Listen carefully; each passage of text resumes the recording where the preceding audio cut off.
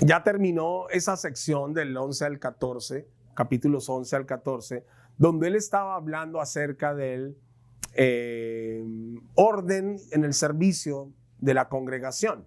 Y estuvo hablando de los dones del Espíritu Santo y estuvo diciendo que todos pueden profetizar y que todos pueden orar en lenguas y pueden haber diversas manifestaciones durante los servicios de la congregación, que eso no es ningún inconveniente, pero que todo debe ser decentemente y con orden. Habló sobre la Santa Cena, habló sobre el vínculo perfecto que debe ser el amor en el capítulo 13 y que la meta debe ser pues que podamos amarnos y expresar este amor unos a otros de una forma genuina. Todos temas que tienen que ver con la vida espiritual, con la vida con Dios, pero con la vida en comunidad también. Todo tiene que ver con el hecho de que, oye, ¿para qué nos juntamos como congregación? Si no es para exhortarnos, para consolarnos, para animarnos, todo en amor. Entonces, en esta sección él termina este asunto. Y en el capítulo 15, penúltimo de esta carta, él empieza a hablar sobre el tema de la resurrección. Y pues hay muchas cosas que ver aquí. Hoy no necesariamente vamos a cubrir todo el tema de la resurrección acá, porque hay muchos detalles y me quiero centrar en algunos.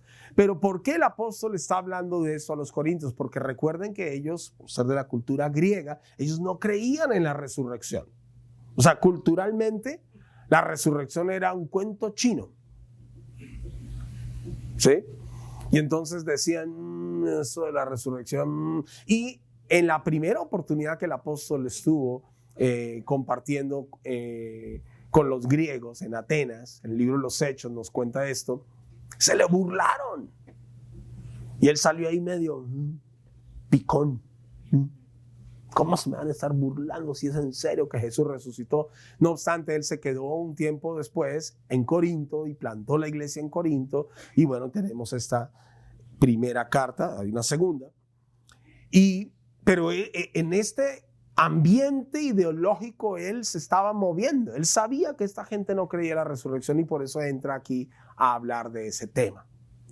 Y para hablar de la resurrección, pues primero hay que hablar de la salvación, de lo que Jesús hizo en la cruz. O sea, no hubiera resucitado si no hubiera muerto, pero resucitó porque murió. Y entonces él empieza desde atrás. Por eso, leamos los primeros versículos y centrémonos allí en un aspecto importante o algunos detalles importantes que quiero señalar el día de hoy. Primeros versículos, 1 Corintios capítulo 15. Ahora, amados hermanos, permítanme recordarles la buena noticia que ya les prediqué. En ese entonces la recibieron con gusto y todavía permanecen firmes en ella. Esa es la buena noticia que los salva si ustedes siguen creyendo el mensaje que les prediqué, a menos que hayan creído algo que desde un principio nunca fue cierto. Yo les transmití a ustedes lo más importante y lo que me habían transmitido a mí también. Cristo murió por nuestros pecados, tal como dicen las Escrituras. Fue enterrado y al tercer día fue levantado de los muertos, tal como dicen las Escrituras.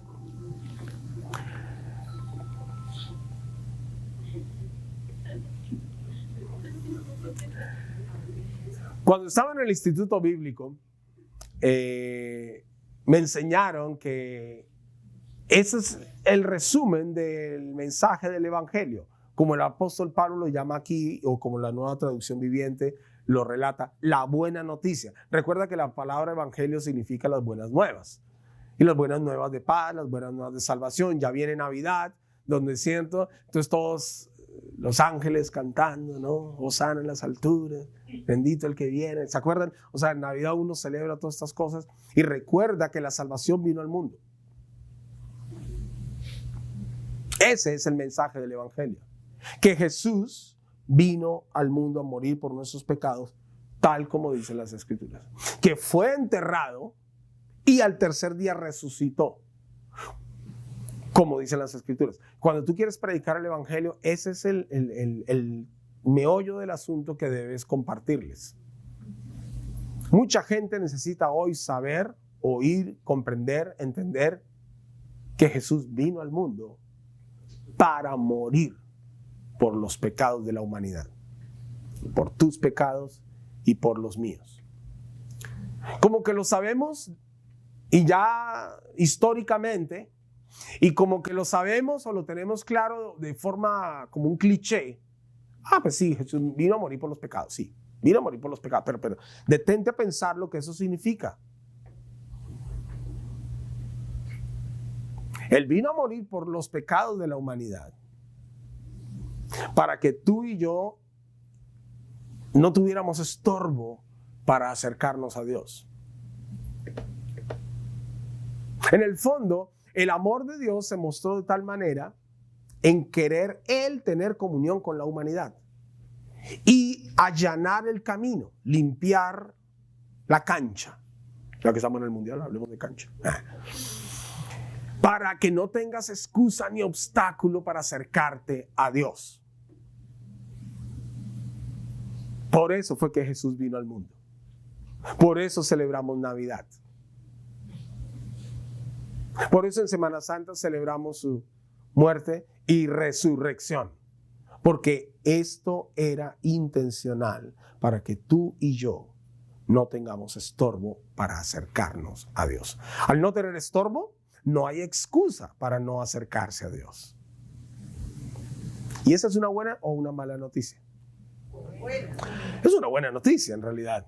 Que yo me pueda acercar a Dios y que no tengo estorbo. Porque lo que me estorba es el pecado, mi pecado, no tu pecado.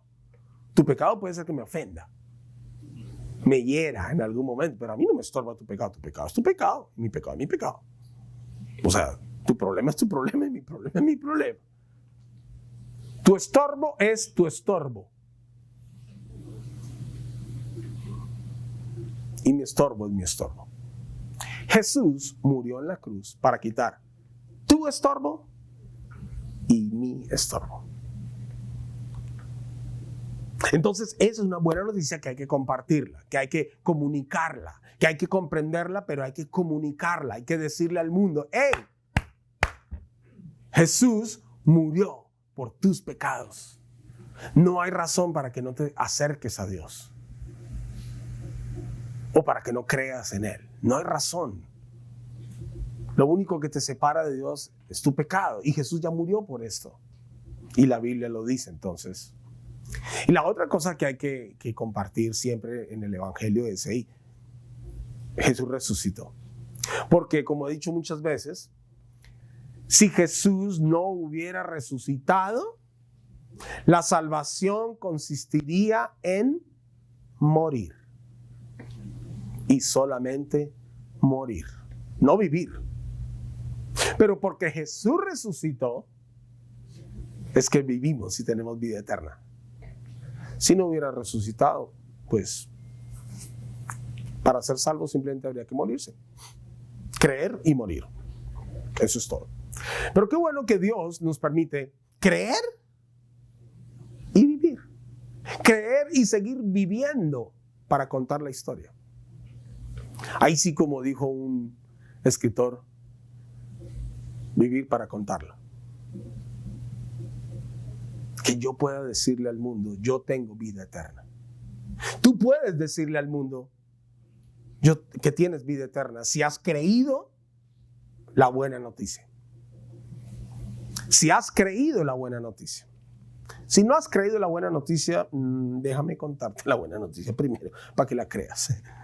Y si la crees, entonces ahora puedes contarle al mundo la certeza que vas a alcanzar al tener a Cristo como tu Señor y Salvador. Pero aquí viene otro tema, ya pensando más en cristianos, porque hasta aquí es como el resumen de lo que sabemos que debemos compartir y comunicar al mundo, que Jesús murió por los pecados, que es por los pecados de toda la humanidad, etc. Y eso está muy bien, pero vuelvo y enfatizo: no lo hagamos un cliché cristiano, un cliché eclesiástico. Jesús murió por tus pecados, arrepiéntete o si no te va a hacer el infierno, ¿verdad? O sea, no, expresémoslo, comuniquémoslo con sentido, con propósito. Vivámoslo. Y para vivirlo, los versículos 1 y 2 señalan algunas cositas que son relevantes al respecto y quiero resaltar aquí. La primera, dice: ahora, amados hermanos, permítanme recordarles la buena noticia que ya les prediqué. En ese entonces la recibieron con gusto y todavía permanecen firmes en ella. Ajá. Esto es muy importante. Recibir la buena noticia, recibir el evangelio, recibir a Cristo en el corazón, recibirlo con gusto. Es muy importante. ¿Sabe por qué es muy importante? Porque eso nos coloca a nosotros también en el plan que como iglesia no tenemos que forzar a nadie para que crea en Jesucristo y crea el evangelio. Esto se ha de recibir con gusto. Si no quieres oír el mensaje del evangelio, no lo escuches. Entonces voy y predico a otra persona. ¿Sí? Pero es que es con gusto. ¿Por qué razón con gusto? Porque como también he dicho varias veces y lo repito una vez más, en el cielo no va a haber nadie a regañadientes. Allá en el cielo la gente, ay, yo no quería estar acá. Qué aburrido estoy aquí cantando. No quiero esto. No va a haber nadie en el cielo a regañadientes. Todos vamos a estar allá con gusto. Pero ese gusto, esa alegría, esa esperanza empieza acá, en la tierra cuando tú crees. Por eso, la salvación se hace evidente en nuestra vida cuando es recibida con gusto, como dijo el apóstol Pablo acá. Y no solamente que yo haya creído voluntariamente y que yo entienda, comprenda y quiera esta salvación en mi vida, sino que dice también allí que permanezca firme en ella. Dice, la recibieron con gusto y todavía permanecen firme en ella. ¿Cuán importante es permanecer firme? La semana pasada, el misionero Jim Birch nos estuvo compartiendo sobre la armadura del cristiano, ¿recuerdan? Y si volviéramos a ese pasaje, pues no voy a volver a predicar lo que él predicó. Pero en ese pasaje dice, vístanse toda la armadura de Dios para que el día de la batalla, ¿qué? Estén firmes. Y dice, manténganse firmes vistiendo eso. Y mantengan la firmeza de esta manera. La idea es que estemos firmes, que permanezcamos firmes. En Juan capítulo 15, que también hemos compartido algunas veces, cuando Jesús enseñó sobre la vid verdadera, que Él es la vid, nosotros las ramas,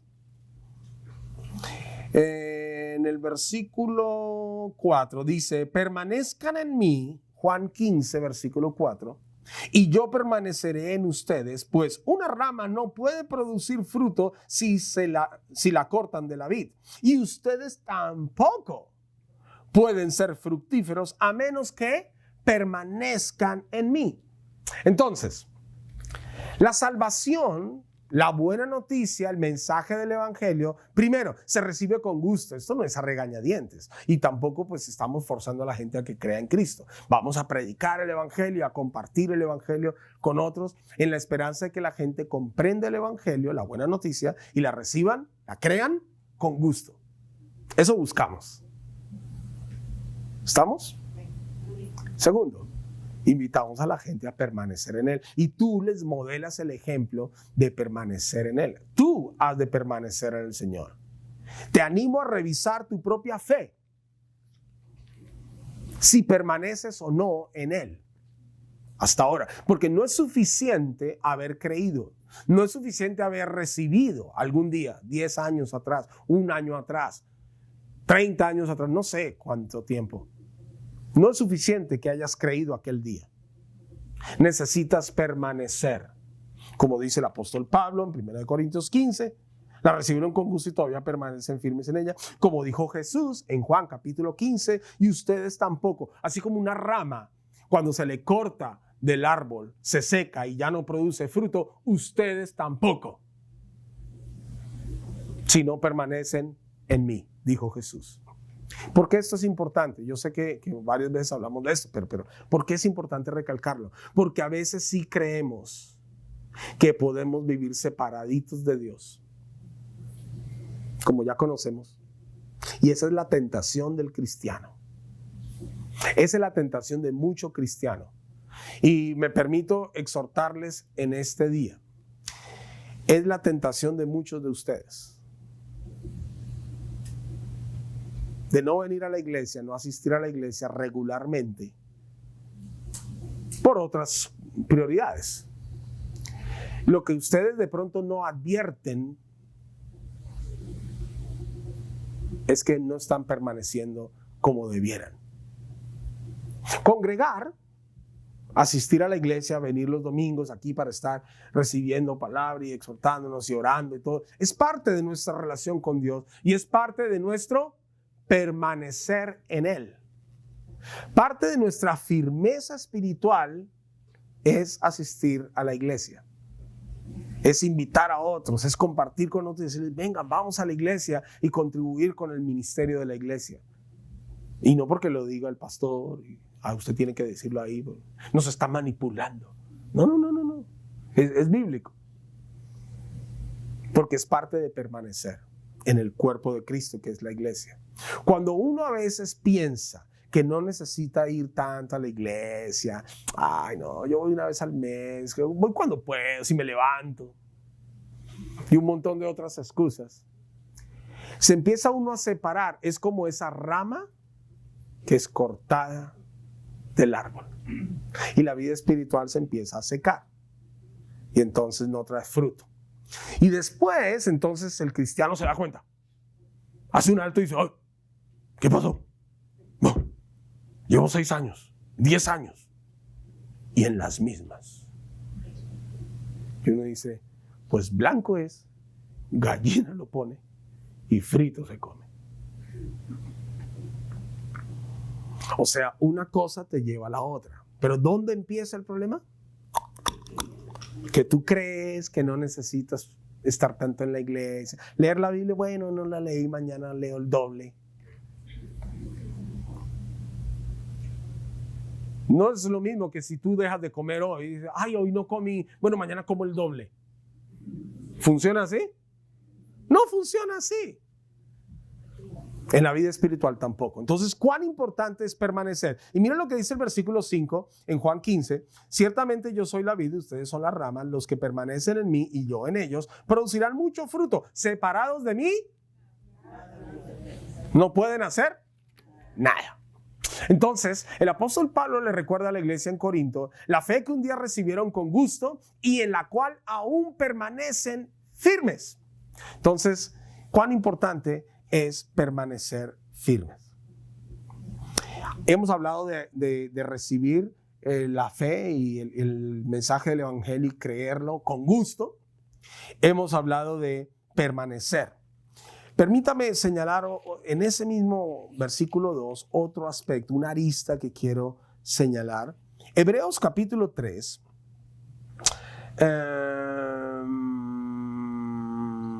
Versículos 12 en adelante. Hebreos capítulo 3, versículos 12 en adelante. 12 al 14.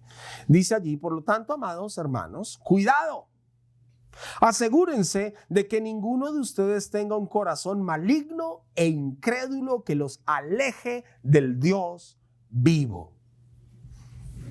Mira, asegúrense que no tengan un corazón, una actitud del corazón, pensamientos que dañan tu corazón contra otros. Asegúrate de ¿qué? De que ninguno de ustedes tenga un corazón maligno e incrédulo que los aleje, los va alejando. ¿Qué es lo que nos aleja del Dios vivo?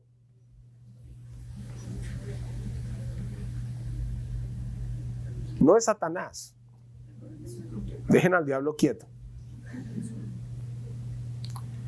Claro, pues uno podría decir, no, pues el pecado, sí, el pecado nos estorba, pero nota el versículo, que lo que nos aleja del Dios vivo es nuestro propio corazón. Solitos nos alejamos del Dios vivo. ¿Cuándo? Cuando empezamos a creer lo que no es. Cuando endurecemos el corazón, cuando nos amargamos, nos resentimos, no perdonamos aquí y allá, y te empiezas a enfriar y a alejar y a renegar y a llenar de motivos ¿Y qué es lo que está en juego? Que tú permanezcas. Tu permanencia en la fe cristiana está en juego, está en riesgo. Y mira allí, dice algo más este verso. Adviértanse unos a otros todos los días, mientras dure ese hoy, para que ninguno sea engañado por el pecado y se endurezca contra Dios. Pues, si somos fieles hasta el fin, confiando en Dios, escuche esto, con la misma firmeza que teníamos, ¿cuándo? Al principio, permanecer, cuando creímos en Él, entonces tendremos parte en todo lo que pertenece a Cristo. Quiero señalar de este capítulo 3 de Hebreos la importancia de mantenerse no solo firmes en la fe, sino de mantener la misma fe siempre. La fe tiene que crecer, pues no cambies de fe. Ay, que es que yo ahora creía en Cristo y pues no, ya no creo en Cristo, ahora creo en Krishna. Y no, pues ahora ya no creo en Krishna tampoco, ahora creo en Mahoma. Y no, tampoco, en Buda. Es que yo soy open mind. Pues de tanto open, se te va a close la puerta del cielo. Porque al cielo se entra solamente por la fe en Jesucristo. La fe que tuviste algún día. La fe que tuviste al principio. Esa que recibiste con gusto. Esa que te llenó de alegría. Eso debes mantenerla. Y para mantener esa fe tienes que cuidar tu corazón. Cuando permites que tu corazón se amargue, se resienta y te llenes de motivos contra Dios, contra el mundo, contra todo el mundo, la FIFA y todo lo demás, el bar y todo eso, ay no, que el bar, que si fue offside, no fue offside, y dañas tu corazón. Cuidado ahí con los argentinos.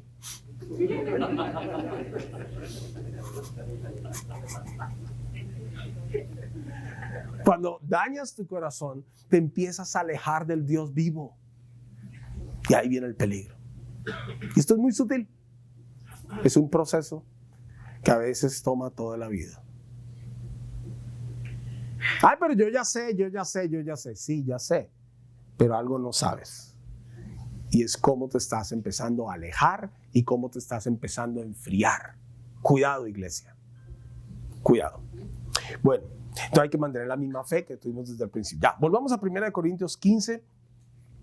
Es que quiero cubrir otro tema aquí del versículo. En el versículo 2 dice, 1 Corintios 15, versículo 2.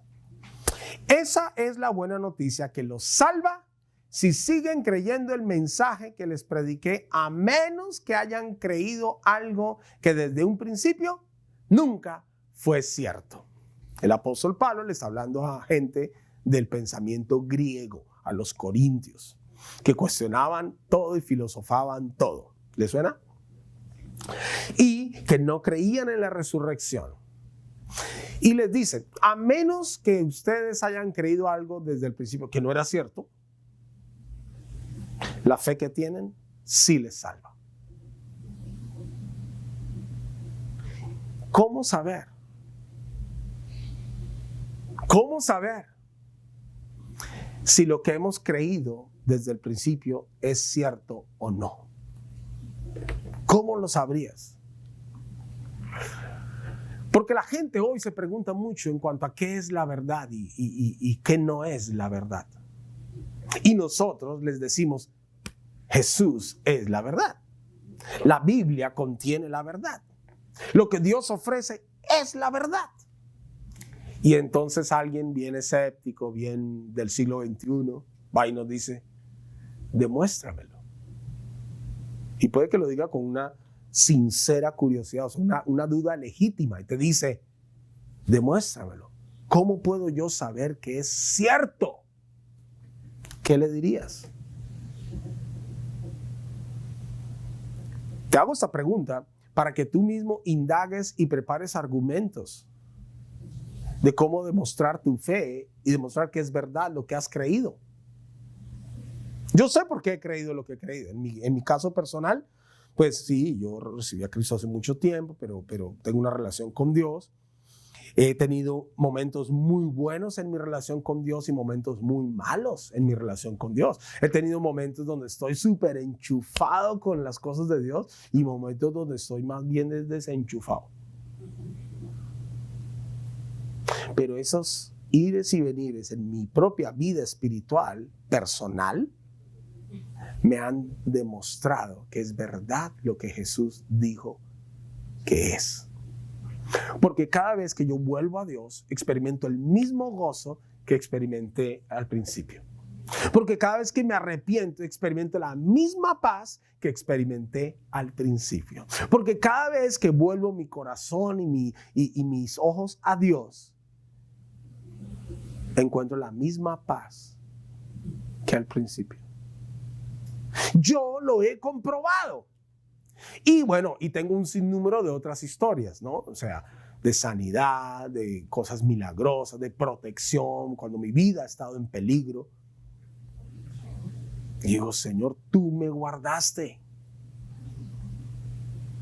Le cuento una cortita, que no sé si la conté ya hace muchos años, pero una vez iba yo manejando el auto en una ciudad, no era acá en Perú, en otra ciudad. Y doblando en una intersección, sentí la necesidad de orar. Entonces me puse a orar, apagué el radio y empecé a orar. Señor, gracias, la vida, todo. Y empecé a orar y dar gracias y alabar. Y estaba orando en lenguas y todo el tema, no sé qué. Yo iba en una recta y por el espejo veo una camioneta que viene detrás de mí, tratando de pasar, ¿no? Esa gente que le gusta andar a toda velocidad, qué bárbaros. Entonces, y no podía pasar hasta que me rebalsó. Y yo estaba orando. Antes de que me rebalsara, sentí, y no se rían porque es verdad, sentí el deseo de no dejarlo pasar. Pero en buena onda, ¿sí? O sea, no de picón de, me quiero pasar. No, sino en buena onda, como diciendo, no, espérate. Era algo como que, no, espérate. Entonces yo saqué un poco el carro y él así. Entonces dije, pues que pase, pues, ¿no? Ya en un momento como que dije, déjalo pasar. Pero yo estaba orando. Y cuando él pasa, estábamos llegando a otra intersección, entonces yo bajé la velocidad porque él pasó muy rápido. Lo embiste un tráiler. Así, ¡pum! Y si yo hubiera estado delante, hubiera seguido en mi cosa de no dejarlo pasar, pues adivina, no estaría aquí contándoles la historia. Y entonces él me pasa y llega a la intersección y viene un tráiler y ¡plum! Y yo dije, oh Señor. No quiero decir que, pues pobre hombre, ¿no? De verdad, y falleció en el acto, ¿no? Pero. Dios, gracias, estuviste ahí. Yo no venía orando todo el camino, pero 10 cuadras atrás sentí la necesidad de orar y empecé a orar.